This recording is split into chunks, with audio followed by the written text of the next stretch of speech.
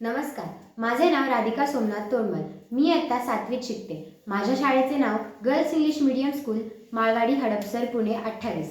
मी आज तुमच्या समोर अरुण गोखले यांनी लिहिलेल्या संस्कार कथा या पुस्तकातील का खेळायचे या कथेचे वाचन करणार आहे।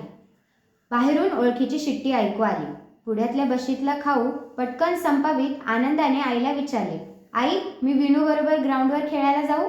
आई हो म्हणायच्या आधीच डायनिंग टेबलावर चहा घेत असलेले आजोबाच आनंदला म्हणाले, आनंद, खेळायला जायचंय ना?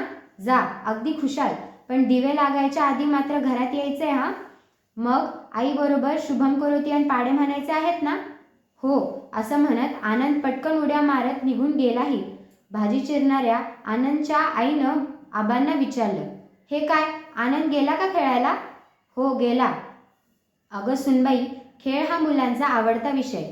खेळ हा जसा आवडीचा तसाच तो गरजेचाही। मुलांनी जसा रोज अभ्यास करायला हवा, शरीर स्वच्छतेकडेच लक्ष द्यायला हवे, गृहपाठ, वाचन, पाठांतर करायला हवे, तसेच मुलांनी रोज खेळायलाही हवे। टीव्ही बघणे, गाणी ऐकणे, फिरायला जाणे या सर्वांपेक्षा खेळण्यातून मुलांना जो आनंद मिळतो तो फार महत्त्वाचा आणि जास्त मोलाचा असतो। अभ्यास, कला या इतकंच खेळाला सुद्धा जीवनामध्ये महत्त्व आहे। कारण खेळांमुळे शरीर निरोगी होते, उत्साह वाढतो, रक्ताभिसरणाला गती मिळते, स्नायू बळकट होतात, शरीर चांगले सुदृढ आणि सतेज होतात।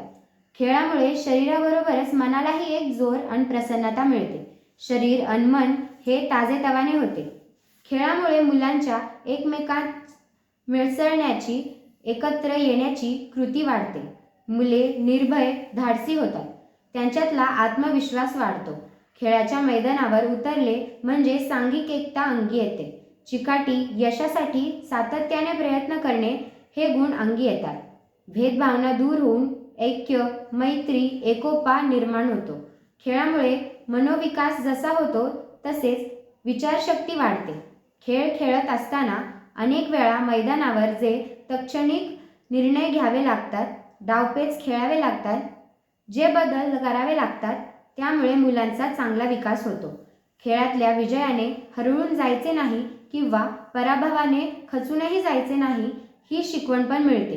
खेळातल्या प्रावीण्याने नवलौकिक मानसन्मान, प्रसिद्धी व पैसा मिळतो, मात्र कोणी कोणता खेळ खेळायचा हे मात्र त्याच्या आवडीवर ठरत असते। धन्यवाद।